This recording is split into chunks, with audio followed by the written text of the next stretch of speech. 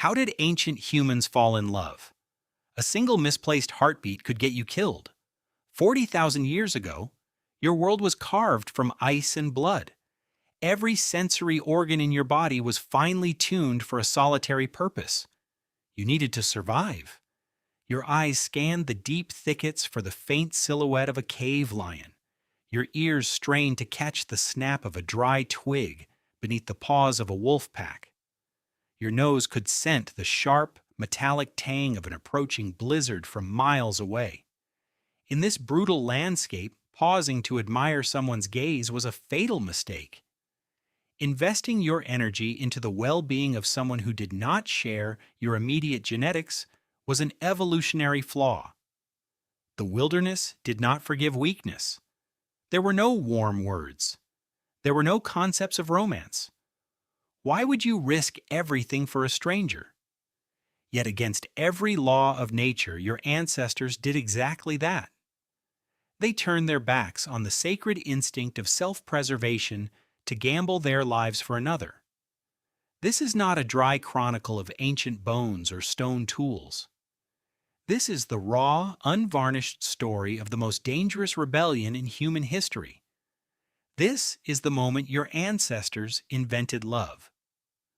The winter wind howled through the jagged mountain pass like a dying beast.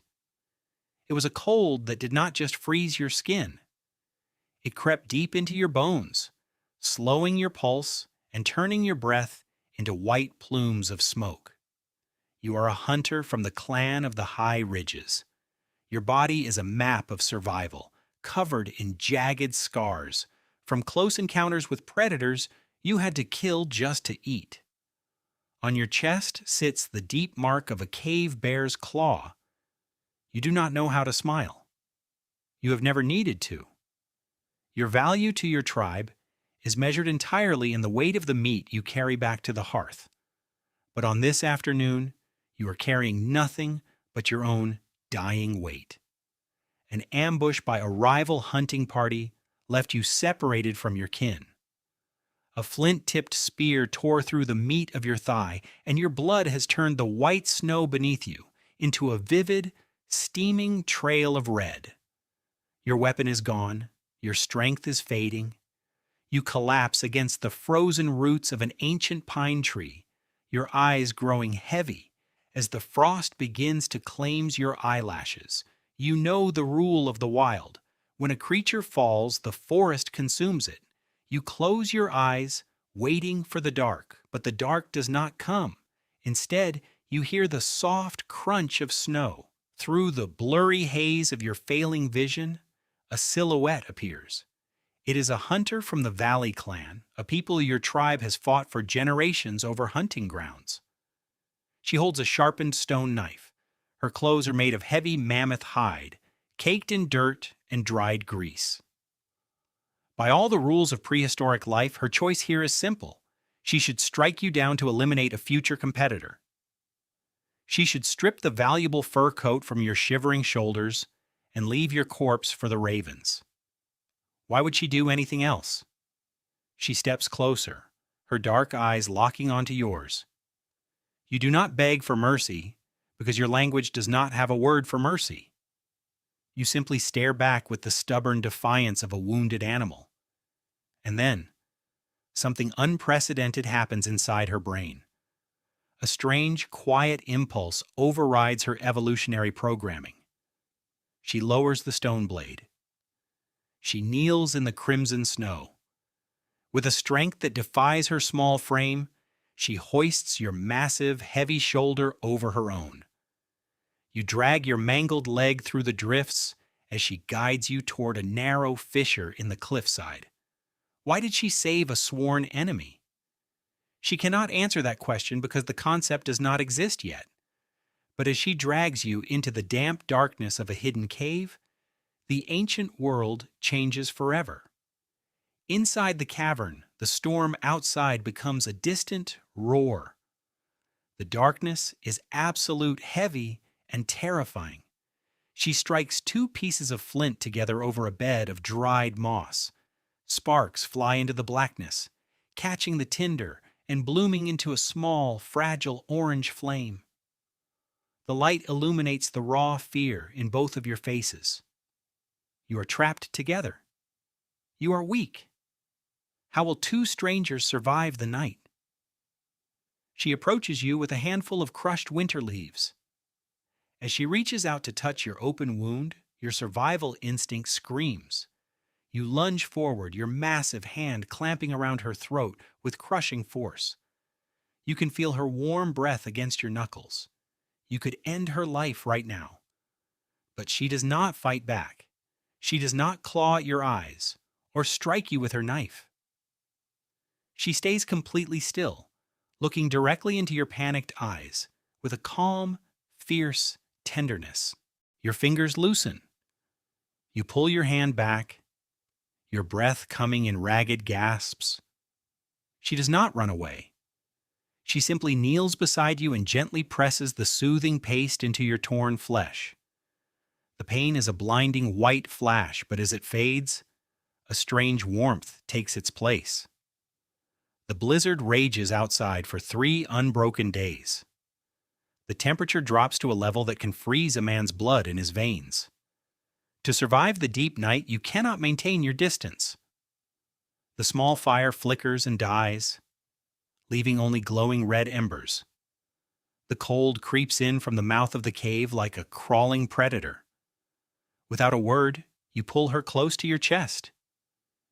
You wrap your heavy bearskin cloak around both of your bodies, locking out the freezing air. At first, this is purely a biological transaction. It is 2 mammals exchanging surface heat to prevent hypothermia.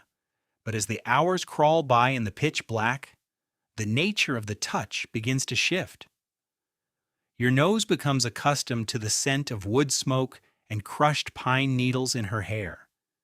She listens to the slow, heavy thudding of your heart beneath your ribs, finding it more comforting than the crackle of a campfire. Your hand, rough and calloused from a lifetime of violence, rests gently against her shoulder. On the 3rd morning, the fever finally breaks.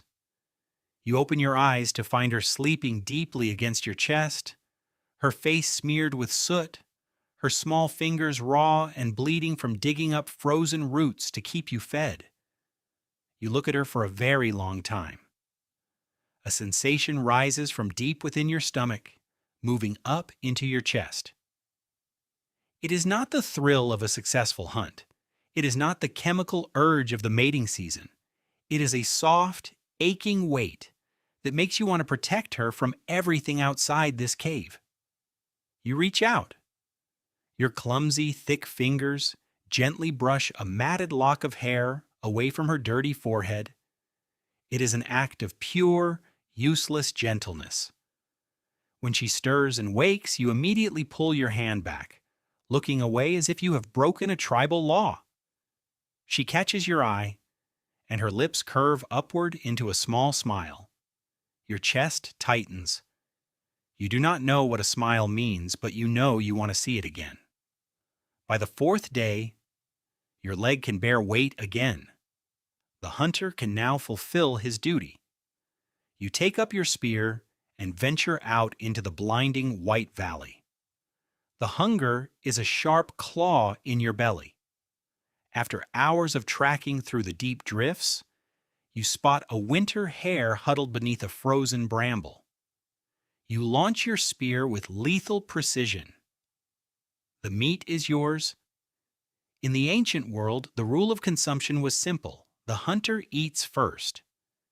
You eat until your stomach is full, and you bring the scraps back to the dependents.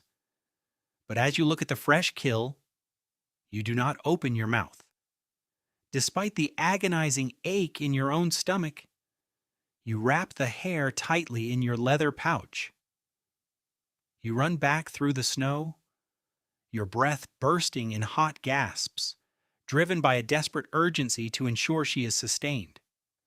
You throw the prey at her feet, your chest heaving with pride. She does not take it for herself. She skins the animal, roasts it over the rebuilt fire, and tears off the fattest, most nourishing piece of meat, pressing it against your lips. You push it back toward her, she insists. In this silent exchange of sustenance, the ultimate triumph occurs. The primal selfishness required for prehistoric survival has been utterly defeated by the joy of giving. But the wilderness does not tolerate peace for long. The scent of roasting meat has drifted out of the cave, drawing the attention of an apex predator. A massive cave hyena, desperate with winter hunger, appears at the narrow entrance. Its eyes are a dull, blood-red hue, and its jaws are capable of crushing mammoth bone. It lets out a low, terrifying cackle that echoes off the stone walls. The beast fixes its gaze on her. It tenses its muscular hind legs, preparing to spring forward and tear her throat out. If you followed the cold logic of evolution, this was your moment to escape. The predator is distracted by her. You could slip through the crevice, run down the mountain, and save your valuable genetic lineage to hunt another day. Your life is worth more than a stranger's. Instead, your body moves before your mind can think.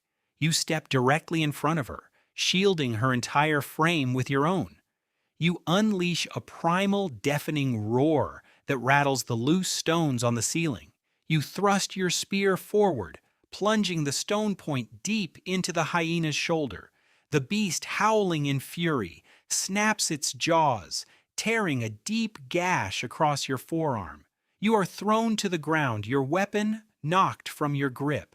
The monster lunges over you, its foul breath filling your face as its jaws open wide above your neck. Suddenly, a streak of bright orange light cuts through the darkness. She did not run. She did not flee into the deep recesses of the cave to save herself. She has grabbed a massive, burning branch from the hearth, screaming with a ferocious, terrifying rage. She drives the flaming wood directly into the predator's face, scorching its eyes and thick fur. Terrified by the sudden explosion of fire and the unnatural fury of this small creature, the hyena shrieks, turns on its heels, and flees out into the blinding snow. The cave falls silent once more. The branch sizzles out on the cold stone floor. You lie on the ground, blood dripping from your arm. She drops to her knees beside you, her entire body trembling with the aftershock of adrenaline, and then water begins to pool in her eyes. It runs down her dirt-streaked cheeks, falling in warm, clear droplets onto your chest. You have seen water fall from the sky, but you have never seen it fall from a human face. You raise your uninjured hand, your rough thumb catching a single tear. You look into her eyes, and in that silent flash of understanding, you realize something profound. Your life no longer belongs entirely to you. It belongs to her, and her life belongs to you. The great thaw arrives weeks later.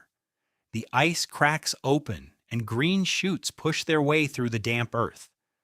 The valley is waking up, and with it, the reality of the world returns. You stand together at the crossroads of the Great Valley. To the left lies the path to the high ridges, where your clan resides. To the right lies the path to the low wetlands, where her people build their seasonal camps. If you return to your respective tribes, you will be forced to become enemies once again.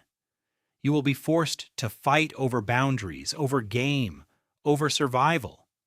She looks at you, her dark eyes filled with a quiet, heavy sorrow. She does not try to pull you. She respects your freedom as a hunter of the ridge. She turns her back, taking her first slow steps toward the low wetlands. Her feet sink into the soft mud. 5 steps, 10 steps. The distance between you grows. Your heart hammers against your ribs, louder and faster than it ever did during a hunt. Your ancestral programming tells you to walk away. It tells you to go back to the safety of your tribe, your status, your guaranteed survival. You look at the path to your old life. Then you look at her retreating figure. You sprint across the muddy grass. Your heavy hand reaches out, catching her wrist. She spins around, her eyes wide with shock. You do not speak, because there are no words for what you are choosing. You simply take her hand, intertwining your thick, scarred fingers with hers. You turn your back on your clan. You turn your back on the only safety you have ever known. You choose her.